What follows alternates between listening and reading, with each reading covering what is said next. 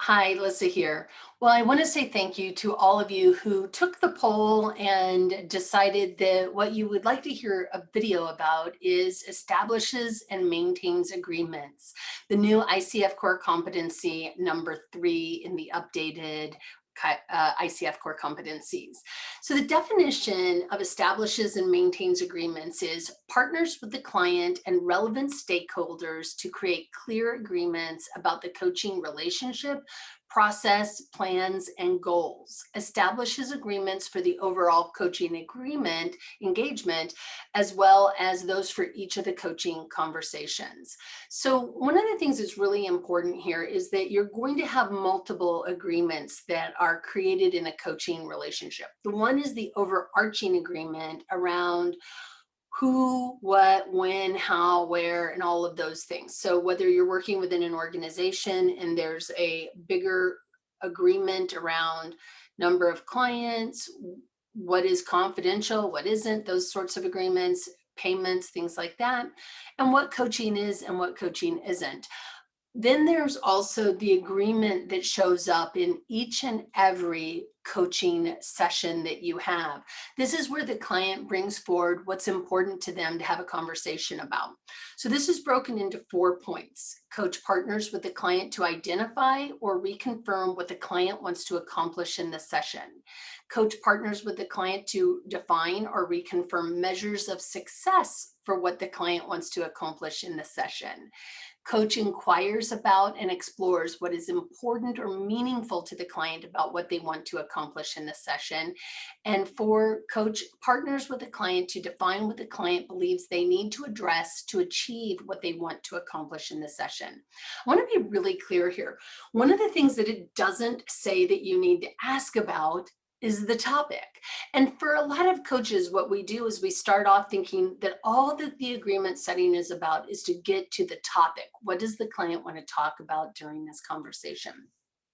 What's and that's a fine question. I just want to say people are going to continue to ask, what's the topic that's showing up for today, or what's bubbling to the surface as something that we want to explore in our conversation today? Those are fine questions.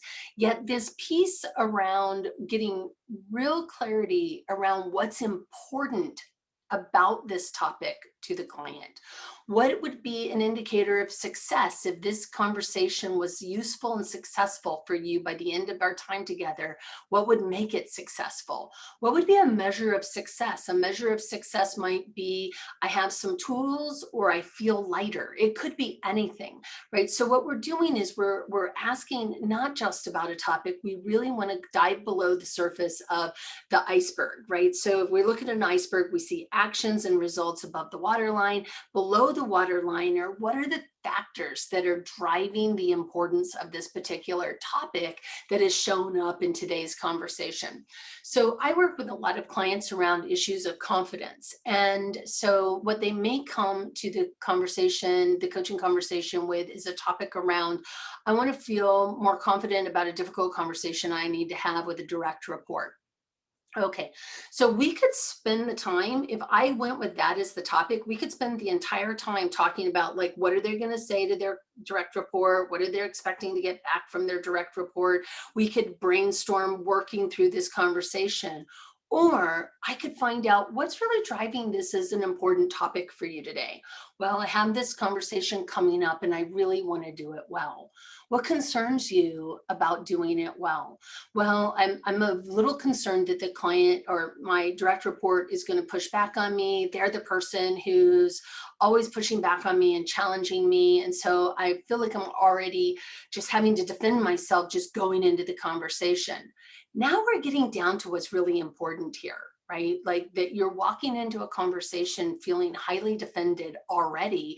And if your goal is confidence, then what is between where we are right now going into this conversation and where you'd like to be by the end of our time together? The client may say something like, I want to feel at ease, that I am confident about having this conversation with my direct report. And how would you know that we were successful in helping you do that? I would feel I would feel at ease. Excellent.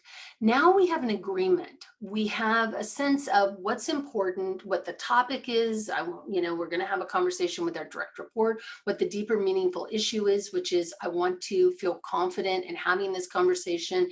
And we also know where the client wants to go. I want to feel at ease. I want to maybe have some strategies on how to have this conversation. At this point, then we can along the way be checking in with our client.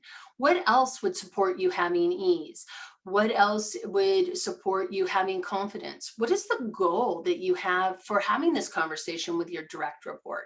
In the conversation that I'm thinking of as as I'm sharing this with you, the client said to me, I want to really be able to champion my employees. And I feel like in this particular situation, I can't champion the behavior. So now I've got to go in and have this really difficult conversation. And I know that I'm going to get a lot of pushback from my direct report. So if the goal is that you really want to champion your direct reports and your employees, how does having that as a goal, shift the way you're going to approach this conversation?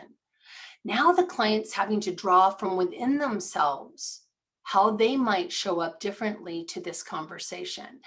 For instance, I might reflect back, as you're talking about this direct report, I can really sense you getting defensive. And I don't know if that's accurate or not. What are you noticing?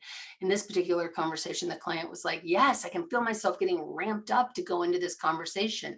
We're really talking about what is meaningful and important about this, how this client is going to show up in a very difficult conversation. So the agreement setting is used in order to create this container.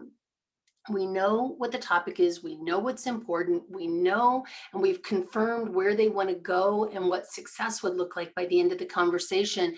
And then we anchor that to facilitates growth and progress in core competency 8 so that we can touch base along the way. How are we doing towards whatever they said they wanted to do?